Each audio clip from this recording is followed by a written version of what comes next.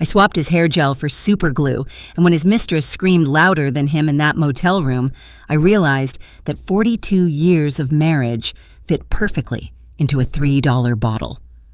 The sound of the hospital sirens still echoes in my ears as I watch Richard through the glass window, his head partially shaved, bandages covering his irritated scalp. Nancy Palmer is beside him, her hands bandaged, her face smeared red. They look like two teenagers caught red-handed, except he's 71 and she's 43. And I, Marion Caldwell at 68, am here not as the worried wife I've always been, but as a witness to my own liberation. The nurse looks at me with that expression of someone who doesn't know whether to offer condolences or call security. After all, the entire town of Beaumont already knows. The respectable Mrs. Caldwell swapped her husband's hair gel for superglue the night he went to meet his mistress at the Blue Star Motel. What nobody knows is why.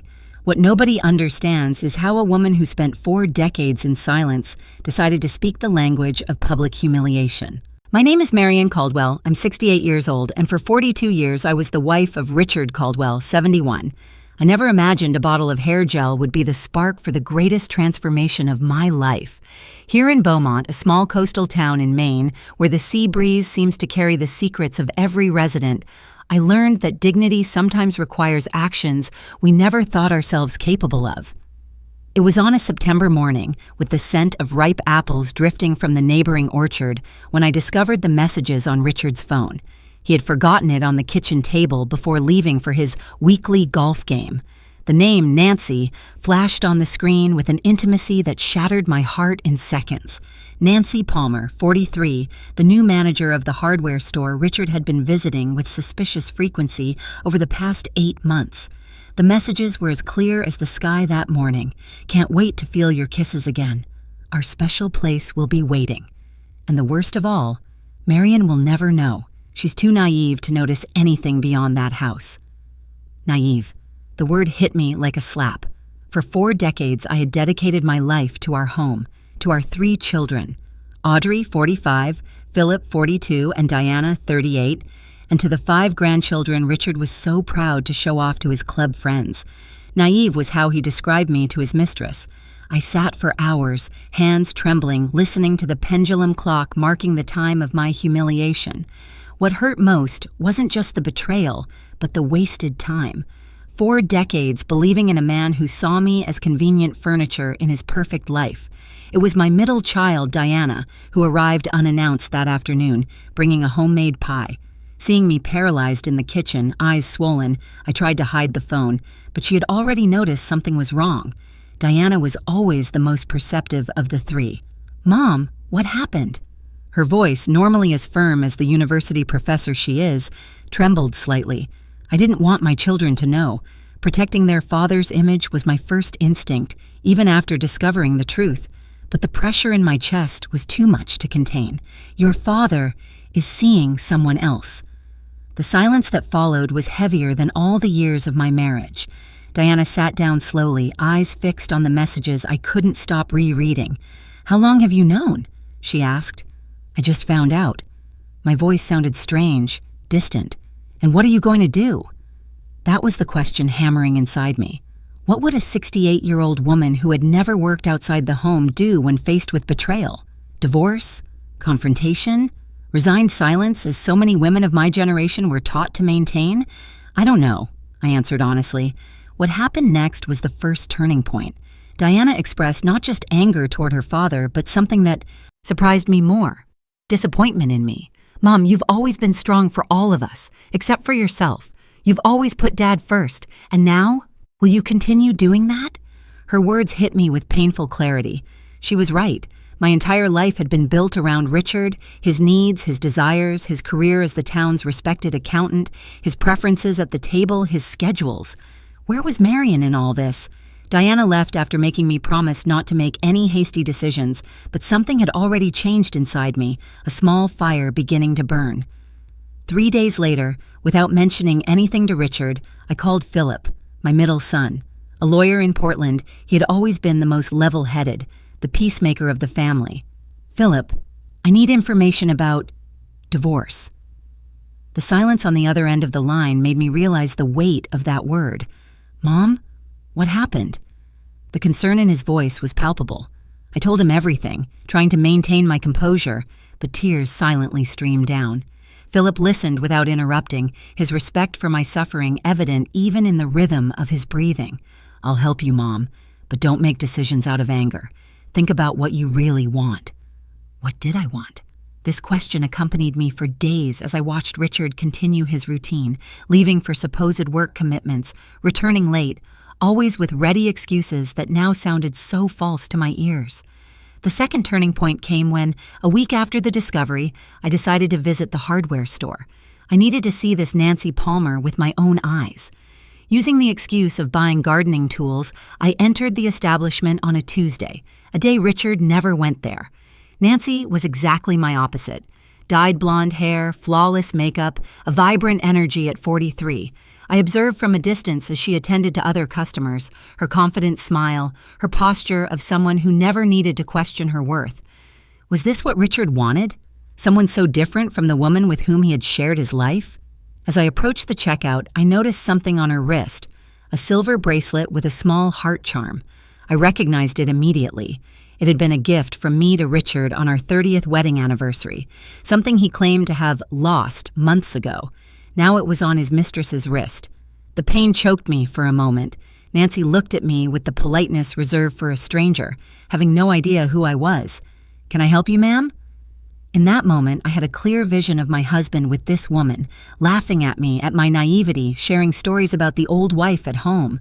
They were using not just my trust, but even gifts that symbolized our love. No, thank you. I found what I needed. I left the store with crystal clear certainty. I would no longer be the silent victim of this story.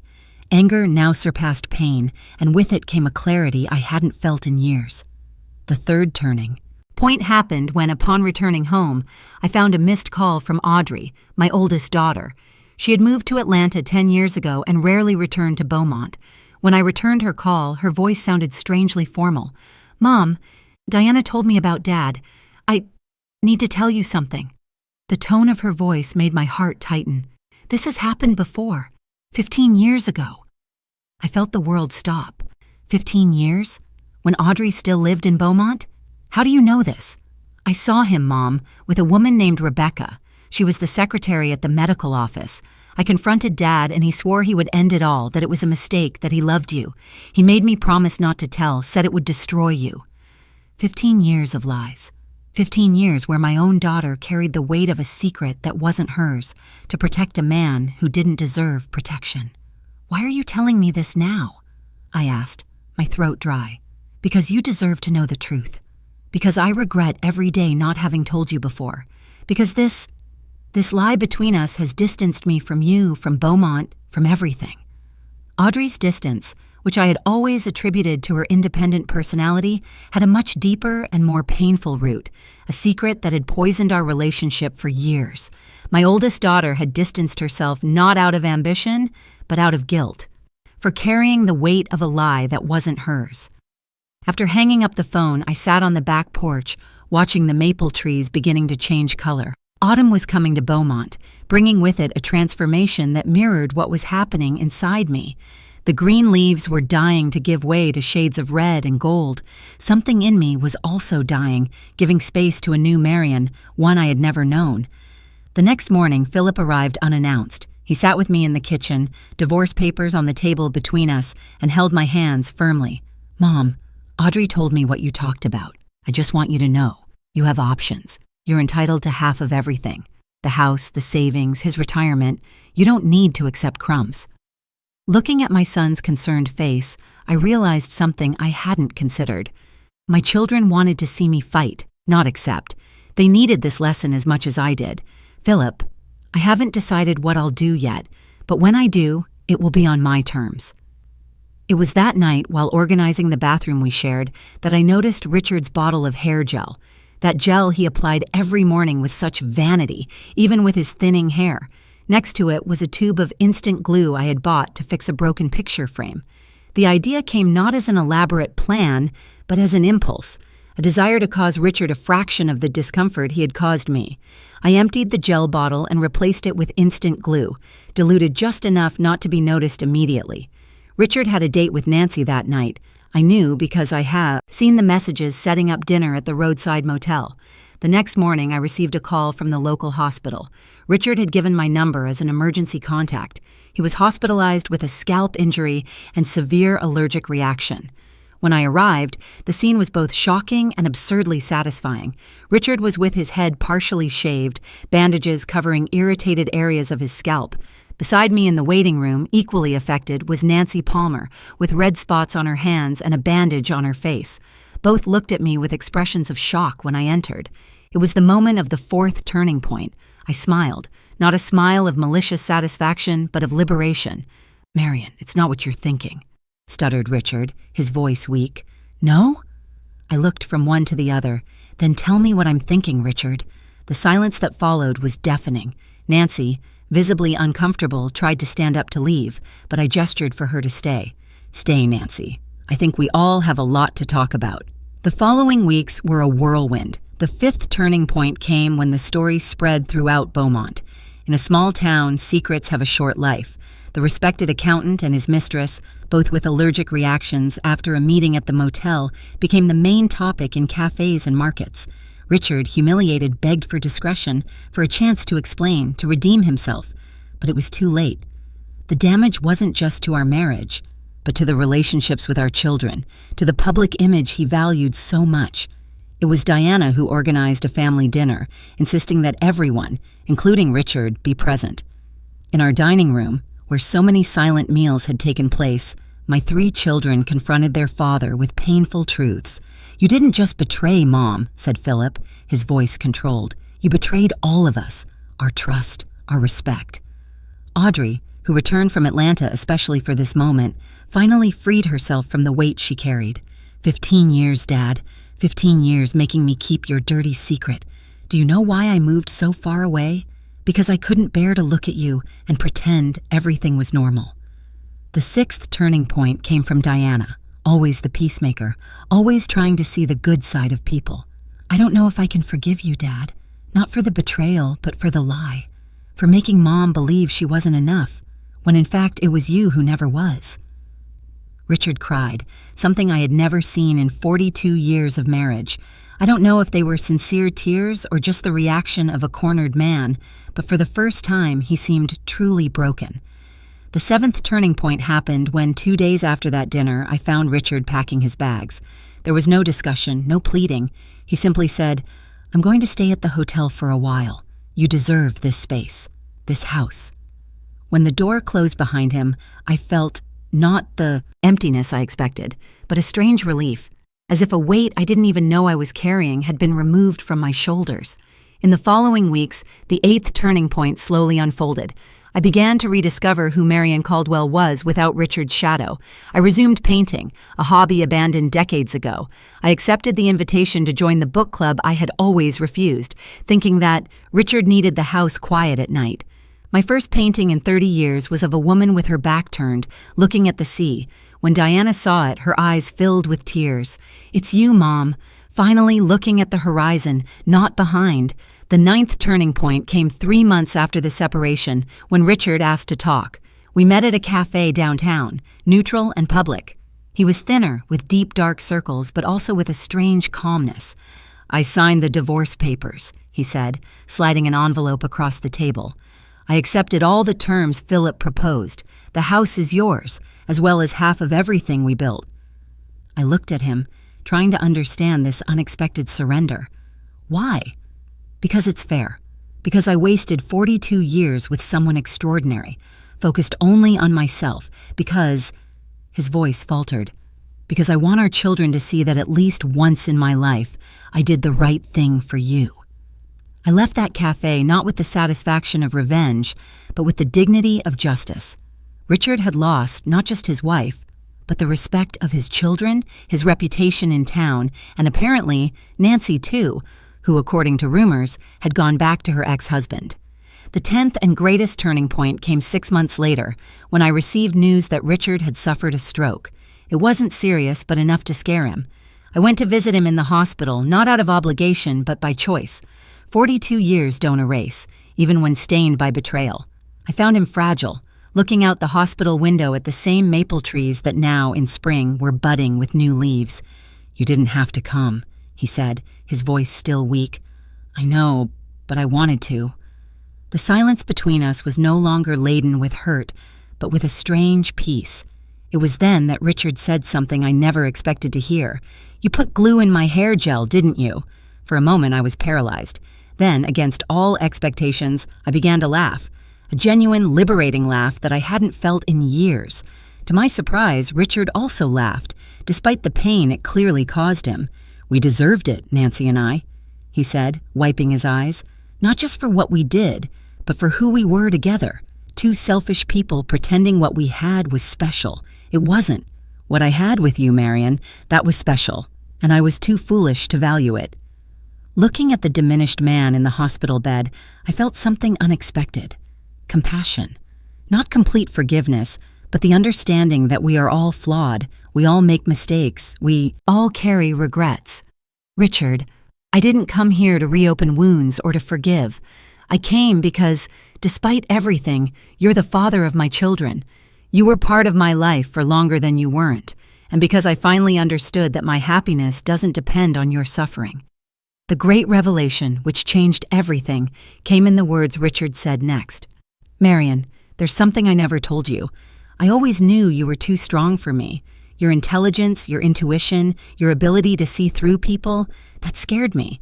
I cheated because it was easier to be with someone who blindly admired me than with someone who saw all my flaws and still chose to love me. You knew me better than I knew myself, and that was terrifying." Those words revealed a truth I had never considered. Richard didn't betray me because I wasn't enough. He betrayed me because I was too much. Today, at 68, I live alone in the house we shared, but I've never felt less lonely. My children visit me frequently. Audrey is even considering moving back to Beaumont now that the weight of the secret has been removed. I've resumed my painting and sell pictures at the local fair. Life has a different flavor when you live it for yourself, not for others. Richard recovered from the stroke and lives in a small apartment downtown. We speak occasionally, more like old acquaintances than bitter ex-spouses. Sometimes, when he visits the grandchildren, our eyes meet with a silent understanding. What we lost, what we gained, the time that passed. The revenge with glue in the hair gel now seems a distant, almost comical episode from another life. It was a moment of weakness, or perhaps strength, depending on the perspective. But that's not what freed me. What freed me was understanding that my worth wasn't tied to Richard's fidelity, nor to others' opinions of me. It was inside me all along, waiting for me to recognize it. One spring afternoon, while painting in the backyard, Diana appeared with her children. Observing me with admiration, she said something I'll keep forever. "You know, Mom, you're the model I always wanted to follow. Not the mother who endured everything in silence, but the woman who found the courage to start over at 68, who taught us that it's never too late to choose your own happiness." The pain of betrayal never completely disappears. Sometimes on quiet nights, I still taste its bitterness. But now I know that even the most broken heart can find peace when the truth comes to light. And the most important truth is the one we discover about ourselves. We are stronger, more resilient, and more worthy of love than we ever imagined. Let me tell you what led to this moment. I never thought I'd be the kind of woman who would replace her husband's hair gel with superglue. But then again, I never thought I'd be the kind of woman whose husband of 42 years would cheat on her with the hardware store manager either. The morning I discovered the affair, the Maine coastline was shrouded in that particular September fog that makes everything look like an old photograph.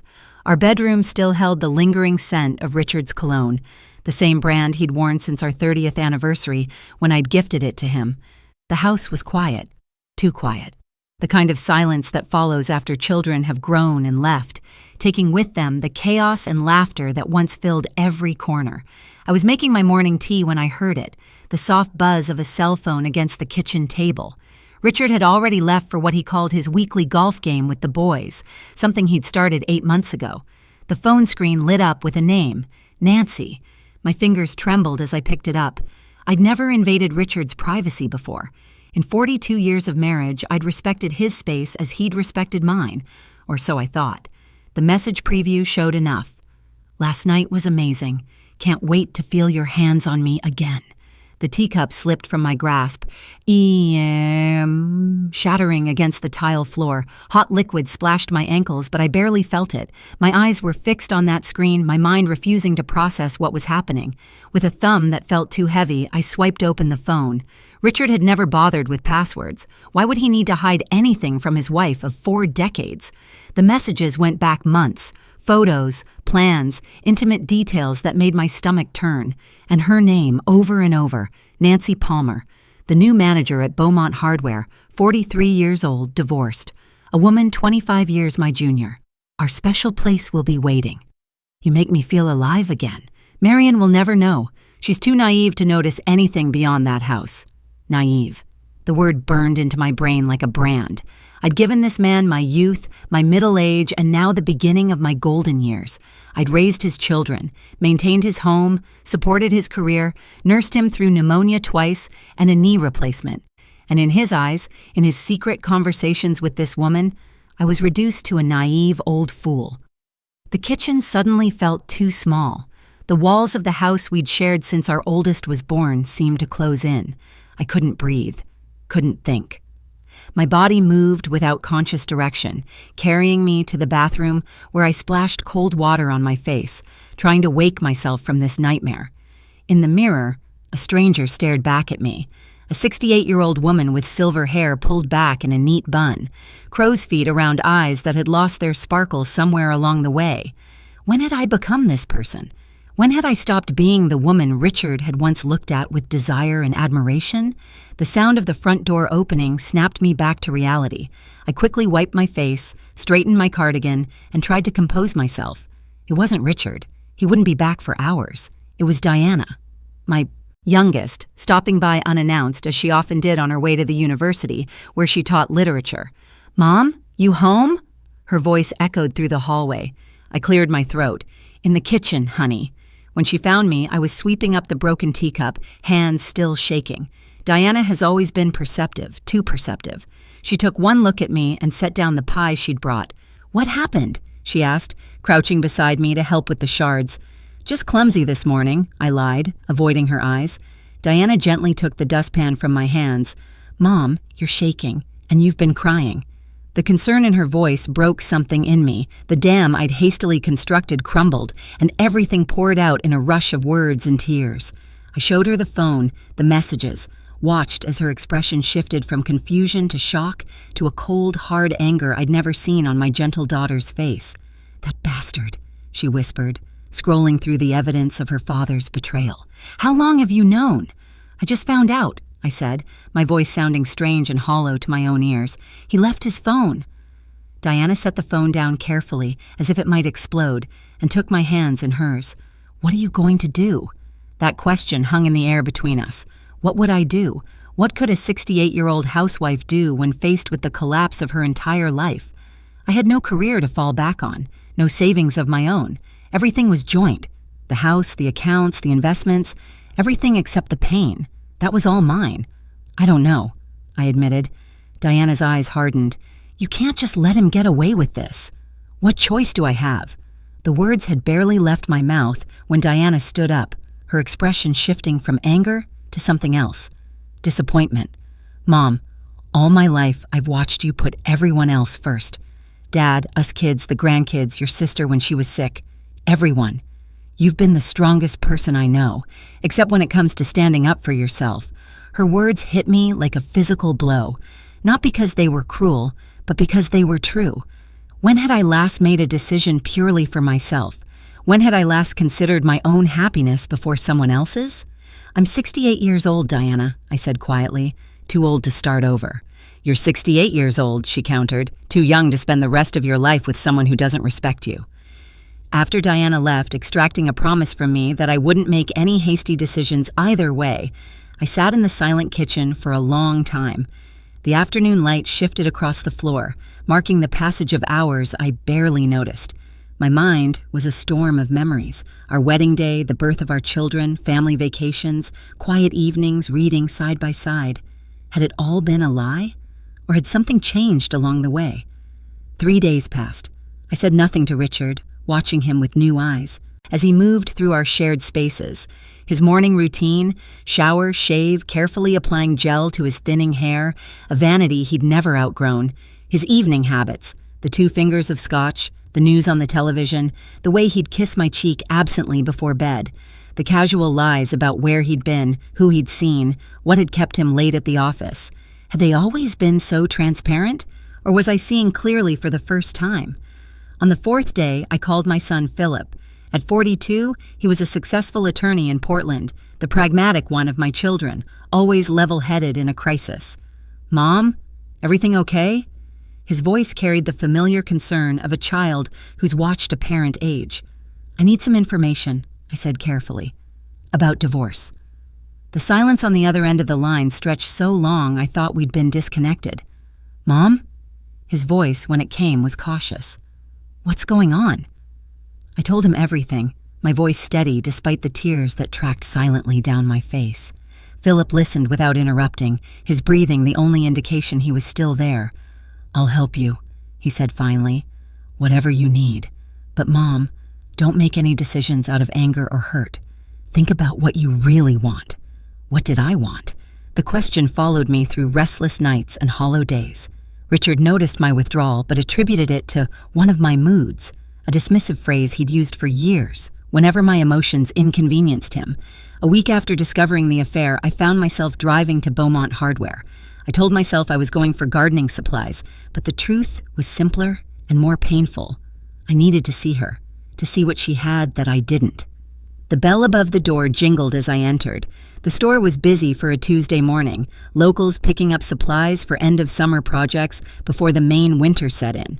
I recognized most of the faces. In a town the size of Beaumont, everyone knows everyone. A few nodded in greeting. "Morning, Mrs. Caldwell." I nodded back, my eyes scanning for her. And then I saw her, at the paint counter, helping old Mr. Jenkins decide between 2 nearly identical shades of white. Nancy Palmer was everything I wasn't. Tall, slim, with carefully highlighted blonde hair that fell in fashionable layers around a face that wore its 43 years lightly. She moved with the confidence of a woman who knew her worth, laughing at something Mr. Jenkins said, her hand touching his arm briefly in a gesture that was both professional and intimate. I watched her from behind a display of light fixtures, feeling like a spy in my own town. What did Richard see in her? The answer was painfully obvious. Youth, energy, a future rather than a past. As I moved toward the gardening section, I caught another glimpse of her, this time at the register. That's when I saw it, a silver bracelet with a small heart charm dangling from her wrist. My heart stopped. I knew that bracelet. I had chosen it myself, had it engraved with our initials, given it to Richard on our 30th anniversary. He told me he lost it gardening last spring. Another lie. The realization that he had given her something so personal, something that represented our history together, made the betrayal suddenly, viscerally real. My vision blurred. The store seemed to tilt around me. "Can I help you find something, ma'am?" Her voice right beside me nearly made me jump. I turned to face Nancy Palmer, Richard's mistress, who had no idea who I was beyond a vague recognition of a local face. Up close, I could see the fine lines around her eyes, expertly concealed but visible in the harsh fluorescent lighting. She wasn't as young as she appeared from a distance, but she was still beautiful in a way I hadn't been in decades. "No," I managed, my voice steadier than I felt. "I found exactly what I was looking for." Confusion flickered across her face, but she maintained her professional smile. "Well, let me know if you need anything." As she turned away, the bracelet caught the light, the tiny heart spinning. I wanted to grab her wrist, to tear it off, to tell her who I was and what she was destroying. But something stopped me, a sudden cold clarity cutting through the fog of pain. This woman wasn't the enemy. She was a symptom, not the disease.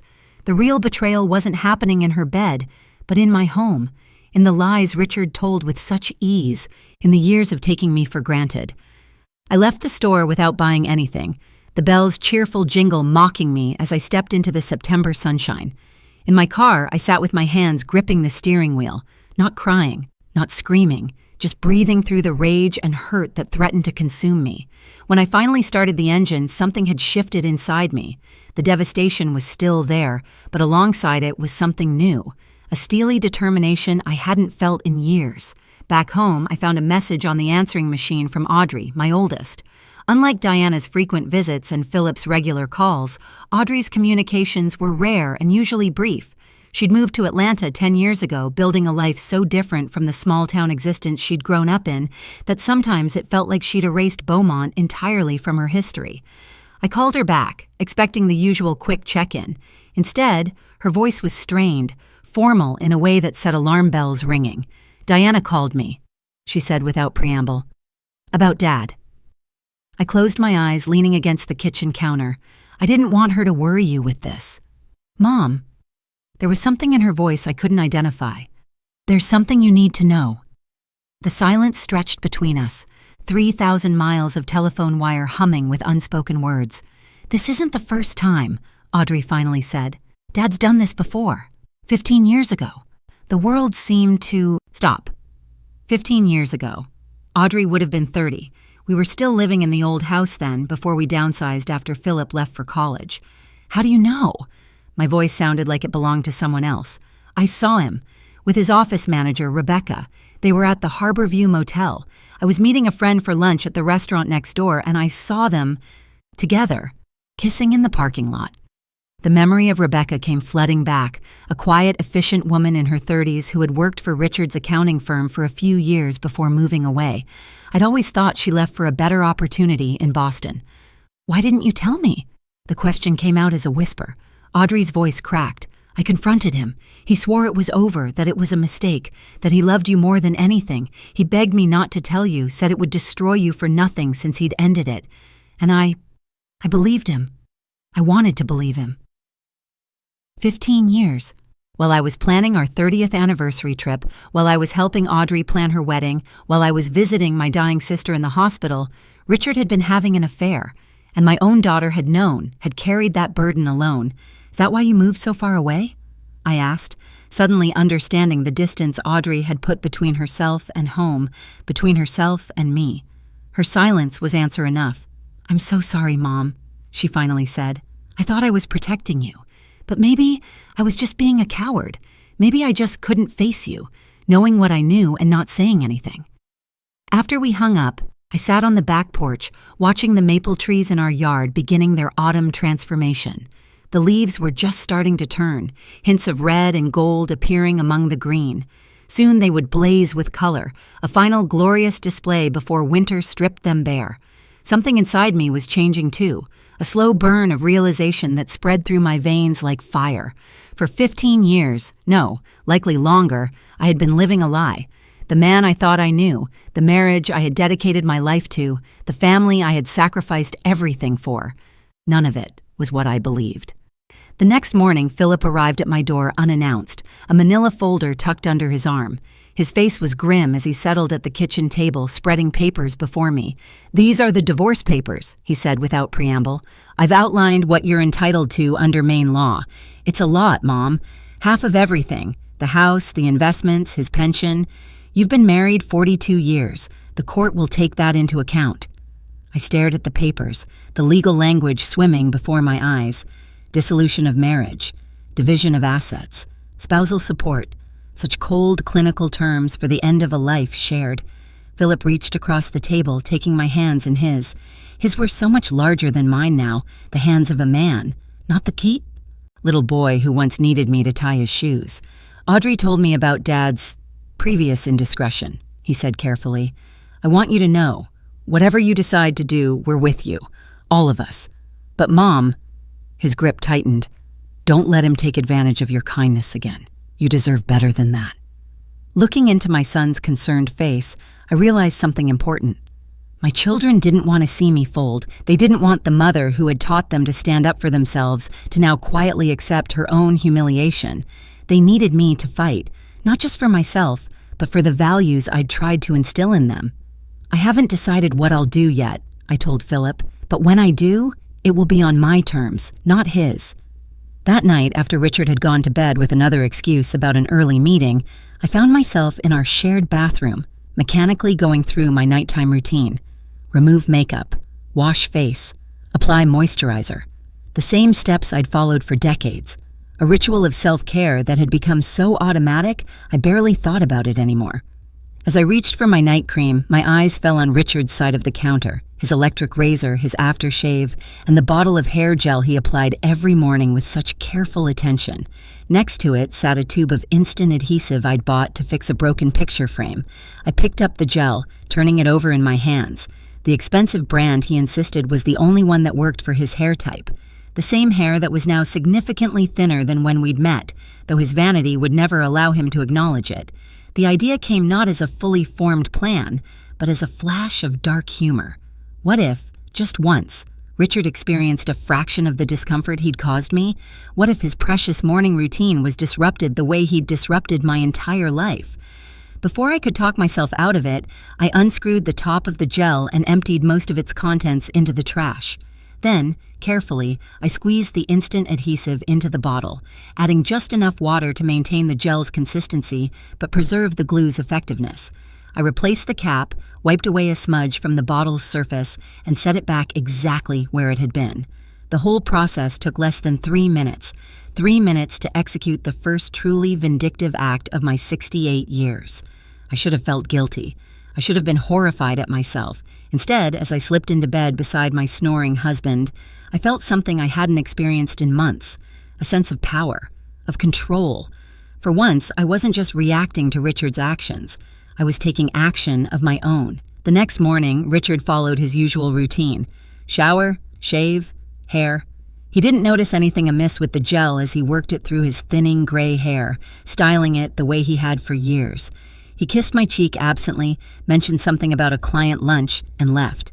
I spent the day in a state of nervous anticipation, jumping whenever the phone rang, half expecting to hear Richard's angry voice demanding an explanation. But the hours passed without incident. By evening, I'd begun to think my plan had failed. Perhaps the adhesive had been too diluted, or Richard had somehow noticed the difference before any damage was done. Then, at 7:30, the phone rang. A nurse from Beaumont General Hospital was calling. There had been an incident. Richard Caldwell had been admitted with a severe scalp irritation and possible chemical burn. He'd given them my number as his emergency contact. The drive to the hospital was a blur. Part of me was horrified at what I'd done. Another part, a part I barely recognized, was grimly satisfied. When I arrived at the emergency room, the scene that greeted me was both shocking and absurdly comic. Richard sat on an examination table, his head partially shaved where the doctors had been forced to cut away hair that couldn't be separated from his scalp.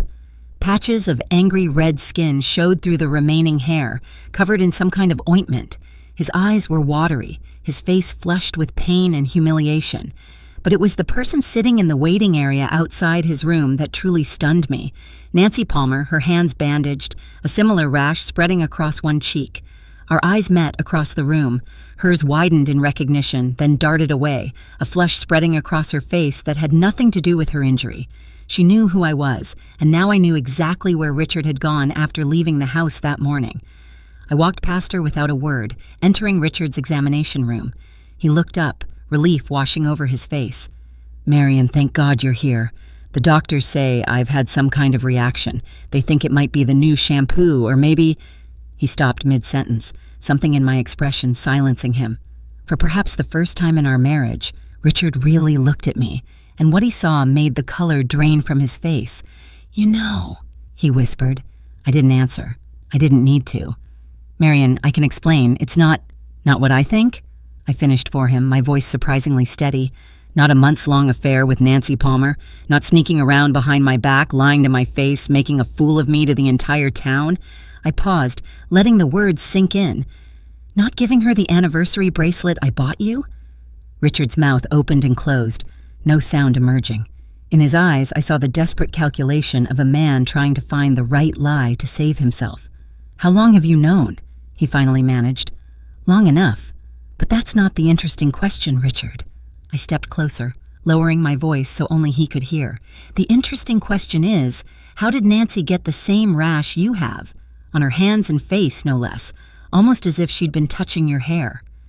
The realization dawned in his eyes, not just that I knew about the affair, but that I might have had something to do with his current predicament. For a moment, fear flickered across his face. Then denial, his lifelong companion, came to his rescue. You think you did this? It's an allergic reaction, Marion. The doctors confirmed it. I smiled, a small, cold expression that felt foreign on my face. Of course, an allergic reaction. To what, I wonder? Hair gel, perhaps? Or something in it? Before he could respond, the curtain parted and a young doctor entered, clipboard in hand. Mr. Caldwell, we've got your prescription ready. Apply the cream 3 times daily and keep the affected areas clean and dry. The irritation should subside within a week, but if it worsens, come back immediately. He glanced at me. Mrs. Caldwell, your husband will need help with the applications, especially on the back of his scalp. I'm sure Nancy can help with that, I said pleasantly. She seems to have plenty of experience with my husband's needs. The doctor's eyes widened, darting between us as he sensed the tension. I'll leave you two to discuss the discharge papers, he mumbled, backing out of the room. Richard stared at me, a mixture of shock and something else, respect, perhaps, in his eyes. I never thought you'd... No, I cut him off. You never thought about me at all. That was the problem. I turned to leave, then paused at the curtain. I'll be at Philip's tonight. Don't come home until you're ready to tell the truth. All of it. Including Rebecca, 15 years ago. The color drained from his face. How did you... Audrey told me. Finally. It seems our children are tired of keeping your secrets, Richard. As am I. The weeks that followed were a whirlwind of pain, revelation, and unexpected freedom. The story spread through Beaumont like wildfire. The respected accountant and his hardware store mistress, both showing up at the emergency room with matching chemical burns. The speculation was rampant, the gossip merciless. Richard, his reputation in tatters, begged for discretion, for a chance to explain, to make amends. But the damage wasn't limited to our marriage anymore. Our children, now fully aware of their father's history of infidelity, were processing their own sense of betrayal. Diana, always the peacemaker, organized a family dinner. We need to clear the air, she insisted, all of us together. And so we gathered in the dining room where we'd shared thousands of meals over the decades. Richard sat at the head of the table out of habit, but the position no longer conveyed authority. He looked diminished somehow, his usual confident posture replaced by a defensive hunch. Philip spoke first, his lawyer's precision cutting through any attempt at evasion. What we need to understand, Dad, is why. Why risk everything, your marriage, your relationship with us, your standing in the community, for these affairs? Richard's eyes dropped to the table. It wasn't about your mother. She is a wonderful wife. It was about me, my own weakness, my own dissatisfaction with getting older, with feeling irrelevant. That's not good enough, Audrey said, her voice tight with anger. Do you have any idea what it did to me, carrying your secret all these years, watching Mom, knowing what I knew? I moved 3,000 miles away because I couldn't stand the guilt. Richard looked genuinely shocked. Audrey, I never meant to put that burden on you. I thought I was protecting your mother. No, Diana cut in, her usual gentle tone hardened by disappointment. You were protecting yourself, always yourself. The confrontation continued for hours, years of unspoken resentments finally finding voice. Through it all, I remained largely silent, watching my children stand up for me in ways I had never stood up for myself. Finally, when the emotional storm had spent itself, Richard turned to me, tears streaming down his face. I don't expect forgiveness, he said quietly. I don't deserve it, but I want you to know, all of you, that I'm truly sorry. Not just for the affairs, but for the man I've been, the husband, the father. He paused, his voice breaking. The coward. I studied his face, searching for the young man I'd fallen in love with nearly half a century ago. He was still there, somewhere beneath the lines and the gray hair and the weight of his own poor choices. But he was a stranger to me now, as I realized I probably was to him. I don't know if I can forgive you, I said honestly. Not yet, maybe not ever. But I do know this. Whatever happens next, it will be my choice, not yours. 2 days later, I came home from grocery shopping to find Richard packing a suitcase. He looked up as I entered the bedroom, his expression resigned. I'm going to stay at the Harbor View for a while, he said. Give you some space. This house, it's more yours than mine anyway. You made it a home. I watched him fold his shirts with the same methodical precision he applied to everything. Even in retreat, Richard was orderly. What about Nancy? I asked, the name still bitter on my tongue. Richard's hands stilled. That's over.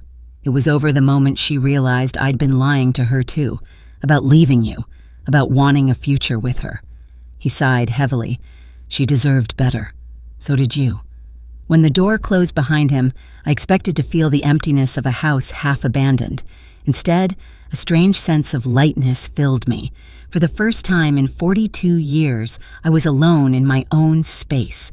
Every decision, from what to eat for dinner to which program to watch, was entirely mine. That night, I moved my things into the master bedroom, reclaiming the space that had been ours for so long. I changed the sheets, rearranged the furniture, opened windows that Richard always kept closed against drafts, small acts of ownership that felt revolutionary. In the following weeks, I began to rediscover parts of myself that had been dormant for decades. I unearthed my old easel from the attic, set it up by the bay window overlooking the garden, and began to paint again. Tentative strokes at first, then with growing confidence as muscle memory returned. My first completed canvas was a seascape. A woman standing on the rocky Maine shore, her back to the viewer, facing the vast ocean ahead. When Diana saw it, she stood silent for a long moment, then wrapped her arms around me from behind. "It's beautiful, Mom," she whispered. "It's you, isn't it? Looking forward, not back." I leaned into her embrace, surprised by how much her understanding meant to me. I think it might be. The painting became the first of many. Landscapes, portraits, abstract explorations of color and form. Some I kept, others I gave away, and a few I even sold at the local art fair. Each canvas was a reclamation of the creative spirit I'd set aside to be Richard's wife, the children's mother, the perfect Beaumont housewife. I joined the library book club I'd always been too busy for, started taking walks along the shore every morning, regardless of weather, accepted dinner invitations from friends I'd known for years, but never spent time with one-on-one. Small steps toward a life that was wholly mine. Richard and I spoke occasionally, brief, awkward conversations about practical matters. The house needed a new water heater. Philip's son was graduating from high school. The maple in the front yard required trimming before winter. 3 months after our separation, he asked to meet. Not at the house, he specified. Somewhere neutral. We chose the Harbor Cafe, a small restaurant downtown where the booths offered privacy without isolation. Richard arrived early, already seated when I walked in. He stood as I approached, a gesture of respect that felt both familiar and strange. He looked different, thinner, grayer, his usual impeccable appearance slightly rumpled around the edges. The confident businessman was gone, replaced by a man who seemed to have aged years in months. "Thank you for coming," he said as I slid into the booth across from him. I nodded, unsure what to say. What was the proper greeting for a husband of 42 years who was now essentially a stranger? Richard pushed an envelope across the table.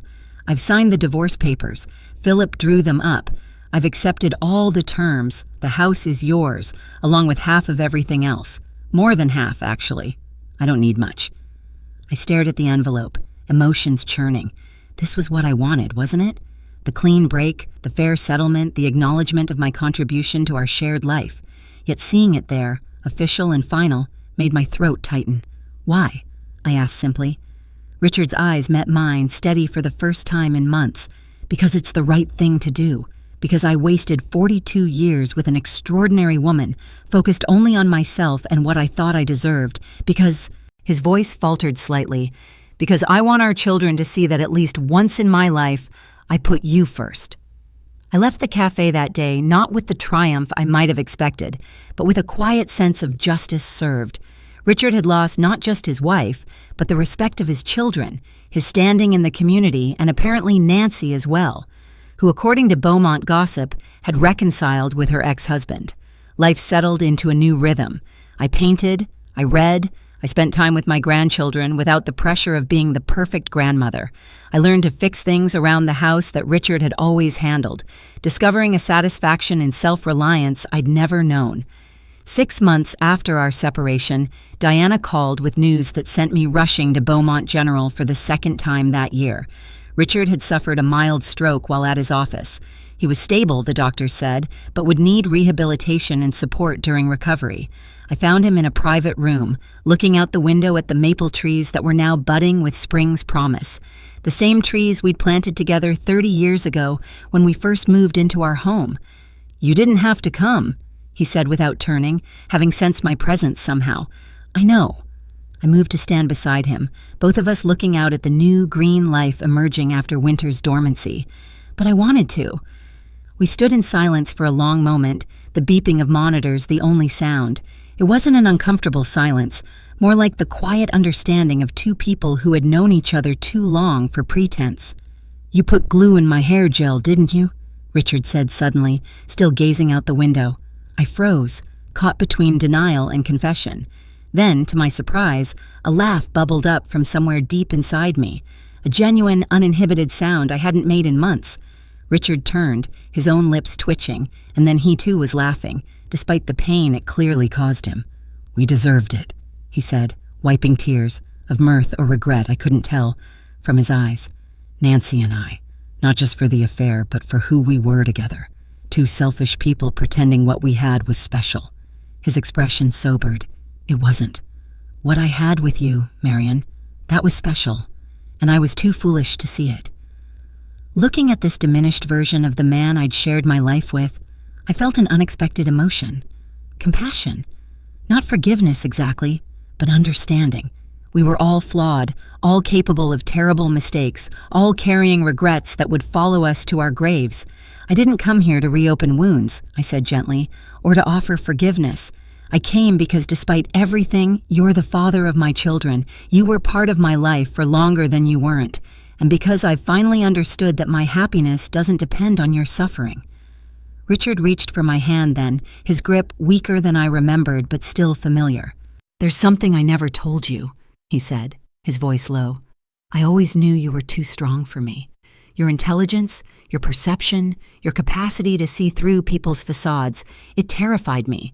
I cheated because it was easier to be with someone who saw only what I wanted them to see, who admired the mask instead of the man behind it. You knew me, Marion, really knew me, and that was the most frightening thing of all." His words revealed a truth I had never considered. Richard hadn't betrayed me because I wasn't enough. He had betrayed me because I was too much, too perceptive, too honest, too real for a man who preferred the comfort of illusion to the challenge of authentic connection.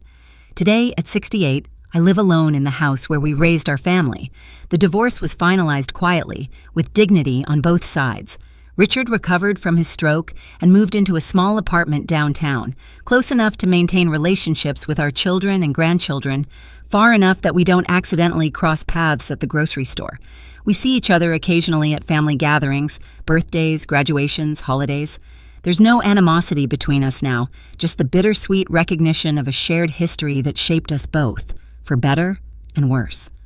The superglue incident has become something of a family legend, mentioned occasionally with rueful laughter, a moment of uncharacteristic vengeance from a woman who had always been the peacekeeper, the forgiver, the one who smoothed life's rough edges for everyone around her.